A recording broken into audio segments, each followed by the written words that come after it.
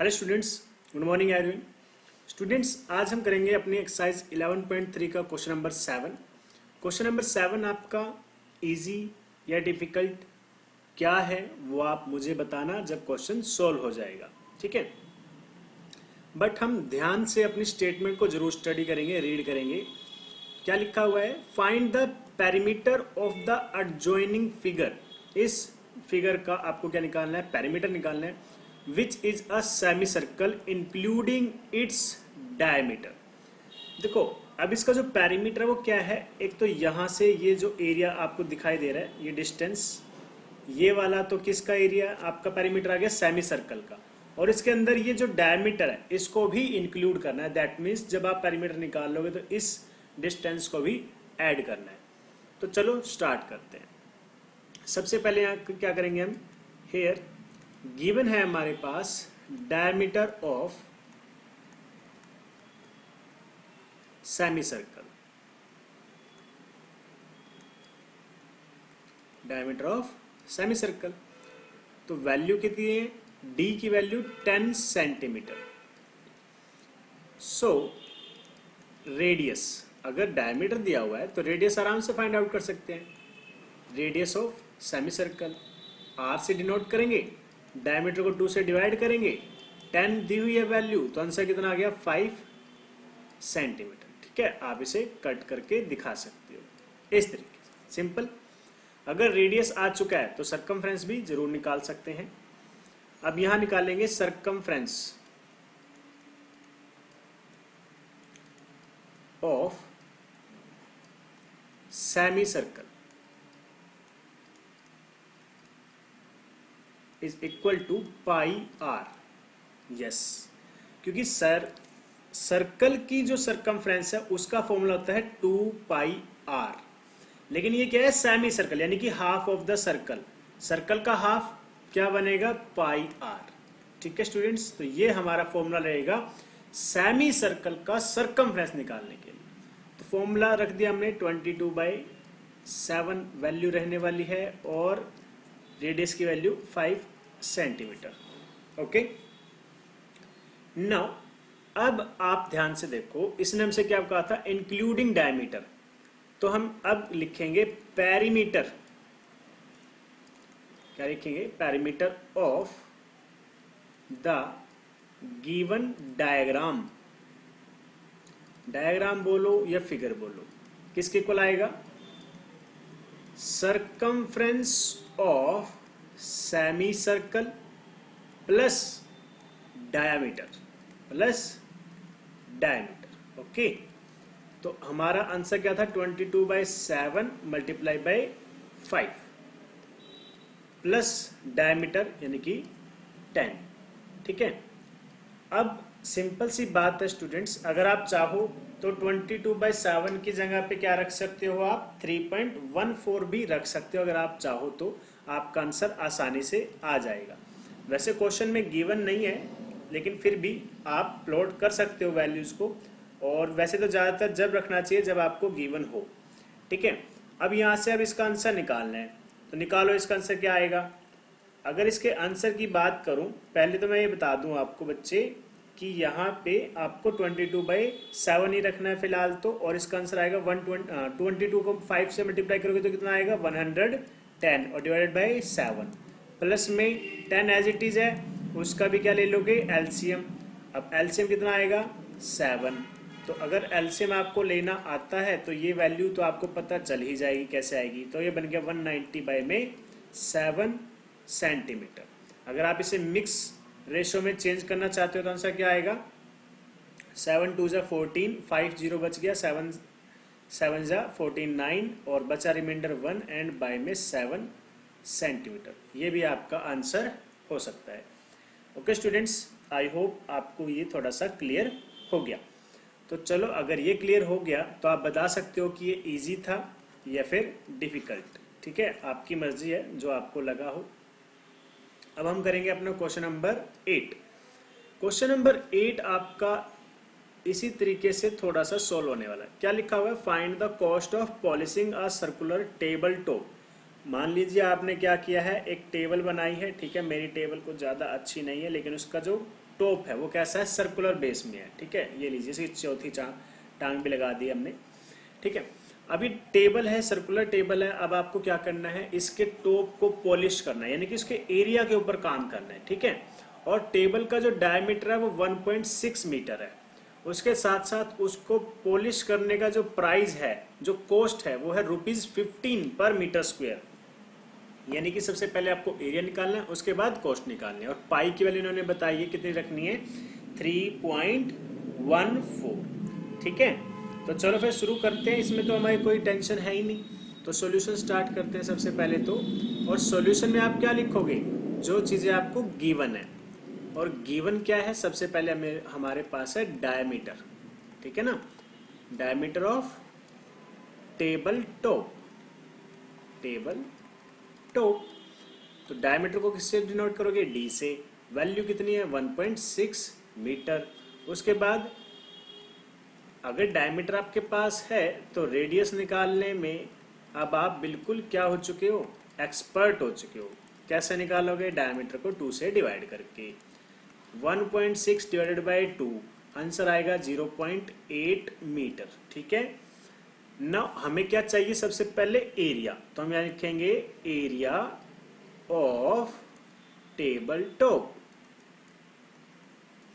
Formula तो आपको पता ही है एरिया का, कितना होता है, पाई आर स्क्वायर। पाई की वैल्यू 3.14 और आर की वैल्यू 0.8। क्योंकि स्क्वायर है तो 2 टाइम्स मल्टीप्लाई करेंगे। अब 2 टाइम्स मल्टीप्लाई करोगे बच्चे आप 3.14 को, और 0.8 मल्टीप्लाई बाई 0.8, बताओ कितना आंसर आएगा। ठीक है, आंसर आएगा हमारा 2.0096 मीटर स्क्वायर, ठीक है। तो ये हमारा आंसर किसका है, एरिया का। Now because cost of polishing, ठीक है, cost of polishing 1 metre square कितने रुपीज हैं, 15 rupees.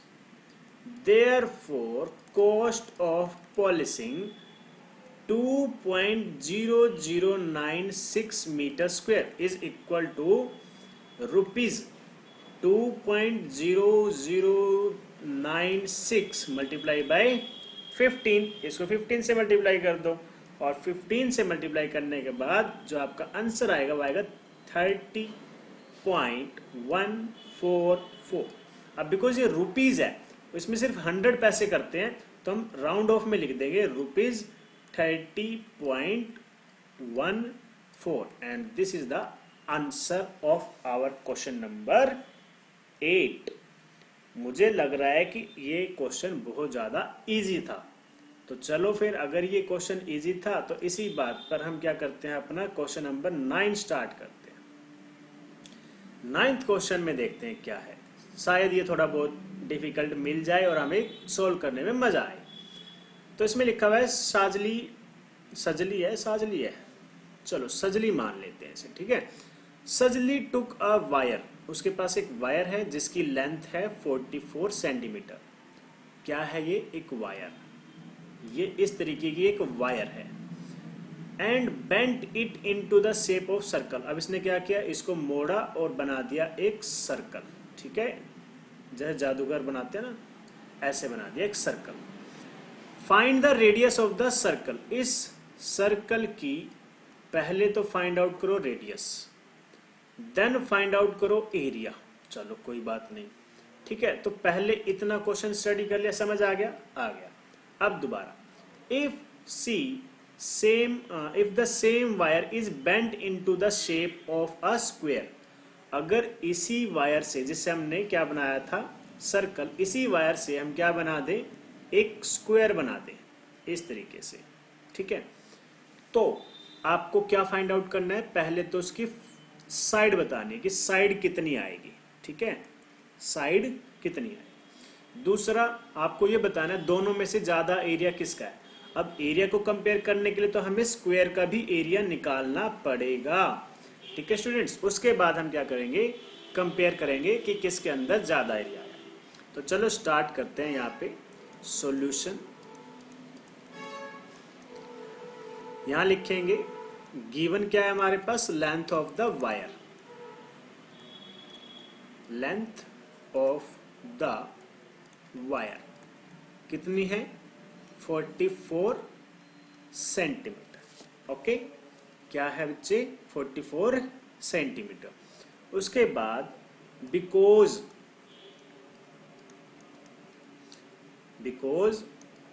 Circle is made up by the given wire, क्योंकि जो सर्कल है किससे बनाया, इस वायर से। देयरफॉर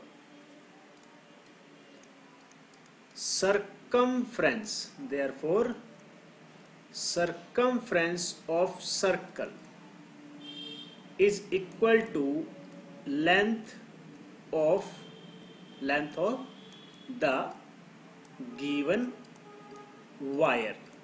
ठीक है, देखो क्योंकि यही तो है, यहां से लेकर यहां तक इसको उठाया और इसके साथ जोड़ दिया तो सर्कल बन गया। ठीक है, दैट मीन्स जितनी इस लेंथ रही है हमारी इस वायर की, वही सरकमफ्रेंस रहेगी हमारे सर्कल की। बिकॉज यहां से अगर मैं इसे दोबारा से सीधा कर लूं, ये जो डिस्टेंस आपको दिखाई दे रहा है ये साथ में, ठीक है, यही तो होता है सरकमफ्रेंस। और यही अगर मैं ओपन करके स्ट्रेट कर दूं तो ये क्या बन जाएगा, लेंथ ऑफ द वायर। तो हम कह सकते हैं कि circumference of the circle is equal to the length of the given wire. इससे पहले हम एक लाइन और लिख सकते हैं, वो क्या लिख सकते हैं, लेट कर सकते हैं, let the radius of circle, radius of circle को मान लीजिए r। अब सरकमफ्रेंस ऑफ सर्कल का फॉर्मूला क्या होता है, 2 पाई r, और लेंथ ऑफ वायर कितनी है 44 centimetre. 2 multiply by 22 divided by 7 multiply by r which is equal to 44। तो स्टूडेंट्स यहां से हम क्या कर सकते हैं, अपने रेडियस की वैल्यू निकाल सकते हैं। 7 डिवाइड में ऊपर जाके मल्टीप्लाई हो जाएगा, 2 और 22 मल्टीप्लाई में है तो जाके डिवाइड में चले जाएंगे। r की वैल्यू क्या आएगी 44 multiply by 7 and divided by 2 multiply by 22। ठीक है, अब 2 से कैंसिल करोगे 22 पे कैंसिल हो जाएगा, 22 से 1 पे कैंसिल हो जाएगा। तो रेडियस की वैल्यू कितनी मिल जाएगी 7 सेंटीमीटर। ठीक है, अगर रेडियस मिल गया तो नाउ अब आप क्या निकाल सकते हो, एरिया भी निकाल सकते हो। Area of circle is equal to pi R square, value रखो 22 by 7 multiply R square, that means 7 multiply by 7। अब ये बच गया, दैट मीन्स 22 मल्टीप्लाई बाई 7, 7 से मल्टीप्लाई करो क्या आएगा, 7 2 14, 7 2 14 यानी कि 154 सेंटीमीटर स्क्वायर। ये हमारा ये हाफ क्वेश्चन सोल्व हो गया यहाँ तक, जब उसने ये कहा था कि रेडियस फाइंड आउट करो और एरिया भी फाइंड आउट करो। तो मैंने रेडियस भी फाइंड आउट कर दी और एरिया भी फाइंड आउट कर दिया। अब किसकी बारी है, स्क्वायर की। ठीक है, तो पहले क्या करेंगे, लेट कर लेंगे। क्या लेट करेंगे स्टूडेंट्स, लेट करेंगे लेंथ या फिर साइड ऑफ द स्क्वायर। यहाँ लेट करो, लेट यहाँ आल्सो लिख दो, also let the side of the square, side of the square, जो आपने स्क्वायर बनाया उसकी साइड लेट कर लो a सेंटीमीटर। ठीक है, अब जैसे हमने ये कहा था कि जो सर्कल है वो वायर से बनाया है, तो सरकमफ्रेंस ऑफ सर्कल किसके बराबर हो गई थी, लेंथ ऑफ वायर के। तो इसी तरीके से स्क्वायर कहां से बना, वो भी वायर से बना है। तो यहां लिखो because square is made up of given wire, जो स्क्वायर है वो भी उसी वायर से बना है। Therefore perimeter of square, perimeter of the square is equal to length of wire. ठीक है, अब पेरीमीटर ऑफ स्क्वायर क्या होता है, 4 मल्टीप्लाई बाय साइड, और लेंथ ऑफ द वायर कितनी है 44। तो लेंथ ऑफ द साइड कितनी आ गई 44 divided by 4 which is equal to 11 centimetre. Okay, अब आपने ध्यान से देखा क्या है हमारे पास 11 सेंटीमीटर, क्या साइड ऑफ द स्क्वायर, एक थोड़ा सा और आंसर आ गया। अब नेक्स्ट क्या है, हमें बताना है, क्या बताना है बच्चे, आपको बताना है एरिया। तो यहां पे लिखोगे now area of square, area of the square. Formula क्या होता है, साइड मल्टीप्लाई बाय साइड, है ना। और साइड की वैल्यू कितनी निकाली अभी अभी हमने 11, 11 multiply 11 which is equal to 121 centimetre square. अब आप ये देखो एरिया ऑफ स्क्वायर कितना है 121 और एरिया ऑफ सर्कल कितना था 154। तो यहां दिखाओ because 154 centimetre square is greater than 121 centimeter square, hence circle will enclose more area than that of the